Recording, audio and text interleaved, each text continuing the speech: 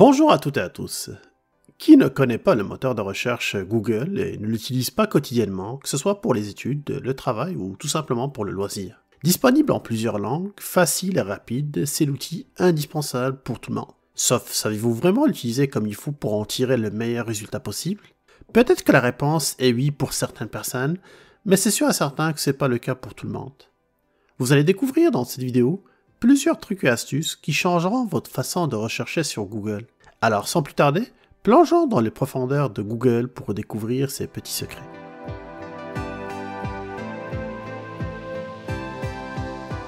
Savez-vous que vous êtes capable de connaître le nom d'une personne, les informations sur un produit, un livre, une toile ou même un lieu juste en utilisant une image?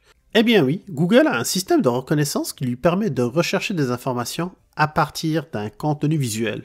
Regardez l'exemple suivant. J'aimerais connaître par exemple le nom d'un acteur et avoir accès à sa vidéothèque. Il suffit d'aller sur l'onglet Images et de cliquer sur l'appareil photo qui se trouve sur la barre de recherche. Maintenant, vous pouvez indiquer sur l'adresse web de l'image en question ou tout simplement la charger à partir de votre ordinateur, comme c'est le cas pour moi par exemple. Et voilà, le tour est joué. Regardez ce que Google vient de trouver à partir d'une simple image. J'ai accès à toute une mine d'informations. Une petite remarque, c'est que Google utilise aussi les photos provenant des réseaux sociaux. Essayez avec votre propre photo et vous allez peut-être découvrir des choses sur vous-même.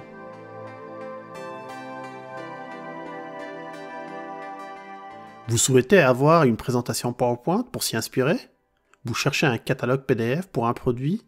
Ou vous souhaitez tout simplement avoir un modèle de CV en format Word? Ou faire de la gestion de dépenses sur un classeur Excel? Eh bien, le lien commun entre tous ces exemples, c'est que vous savez exactement quel format de fichier vous cherchez. Pour faire comprendre à Google c'est quel type de fichier que vous souhaitez avoir, utilisez le mot-clé File Type suivi de l'extension de fichier. Exemple, si j'utilise File Type PDF, puis j'écris après Gestion de stock, c'est toujours important de ne pas laisser d'espace entre le File Type et l'extension. Eh bien, regardez le résultat final. Ne vous fiez pas aux premiers résultats, ce sont des annonces, c'est tout à fait normal que Google va les mettre tout le temps au début, mais les vrais résultats viendront après. Et là, vous constatez que c'est écrit PDF partout, et si je clique sur n'importe quel site, vous constatez que j'ai accès à mon document PDF que je recherchais, que je peux télécharger évidemment tout simplement en cliquant sur le bouton télécharger.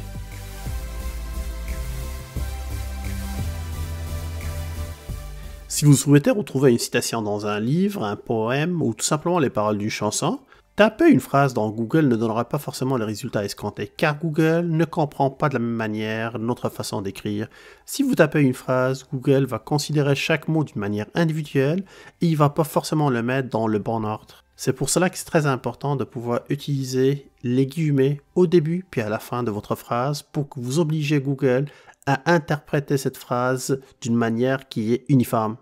Et regardez dans mon exemple, donc si je tape « pardon pour ce visage » comme phrase, puis je valide ma recherche, vous constatez ici j'ai plusieurs résultats différents qui ne font pas forcément référence à ce que je souhaitais avoir. Alors que cette phrase-là fait partie d'une chanson de Jacques Brel, puis j'aimerais avoir par exemple les paroles de cette chanson-là, tout simplement en ajoutant les guillemets avant puis après, vous allez constater que le résultat va complètement changer, puis je vais avoir accès à l'information d'une manière qui est très précise.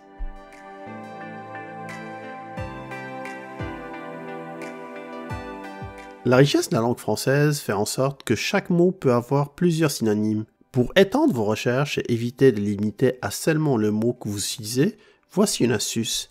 Je vais chercher par exemple des formations sur le logiciel Word. Au lieu de taper « formation logiciel Word » seulement, ajoutez le symbole tilde devant formation, ce qui va permettre à Google d'inclure dans la recherche tous les synonymes de formation, exemple cours, tutoriel ou autres. Entre parenthèses, si jamais vous ne savez pas où trouver la touche tilde sur votre clavier, tapez dans la barre de recherche de votre Windows « Clavier visuel ». C'est un outil qui existe dans les différentes versions de Windows, que ce soit Windows 7, 8, 10 et même la version 11 que j'utilise actuellement pour cette vidéo. Voilà où ça se trouve par exemple la touche tilde sur mon clavier qui est un clavier QWERTY. Et si par exemple vous avez un clavier français du type AZERTY, vous allez constater que la position est totalement différente. Puis il faut combiner ça avec la touche Alt-Car ou Alt-GR selon les types de claviers, puis la touche 2 du clavier alphanumérique.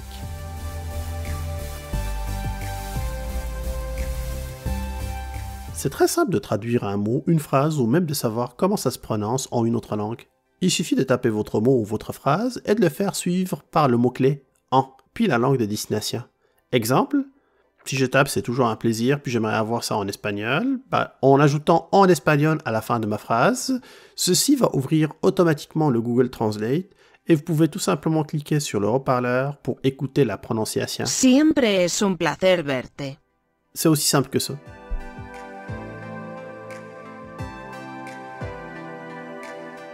Pour finir, Google par défaut se base sur votre localisation pour vous connecter au moteur de recherche de votre région. C'est tout à fait normal car l'objectif est de vous donner des résultats pertinents. Cependant, ça peut vous arriver souvent de vouloir faire des recherches dans Google d'une autre région. Exemple, j'habite au Québec, donc c'est tout à fait normal que quand je rentre sur Google, je suis sur la version canadienne comme vous pouvez le constater plus bas. Et même si je tape google.fr, pour aller sur la version française par exemple, vous allez constater qu'il va me rediriger automatiquement encore une fois sur la version canadienne. Alors pour changer le pays, il faut aller dans les paramètres en bas à droite, puis choisissez paramètres de recherche, puis défilez un petit peu vers le bas jusqu'à paramètres de région. Puis ici, vous pouvez choisir le nouveau pays et valider les modifications avec le bouton enregistrer. Voilà, ceci met fin à cette vidéo rapide sur les trucs et astuces utiles pour le moteur de recherche Google. Si vous avez aimé cette vidéo et vous souhaitez avoir des vidéos pareilles, alors n'hésitez pas à la liker et de la partager le plus possible. J'invite aussi tous ceux qui ne font pas encore partie de cette communauté, la communauté Québec Test, de cliquer sur le bouton s'abonner et d'activer la cloche de notification pour rester informé de toutes les nouveautés. De mon côté, je vous retrouve très bientôt avec une nouvelle vidéo. D'ici là, je vous dis à plus.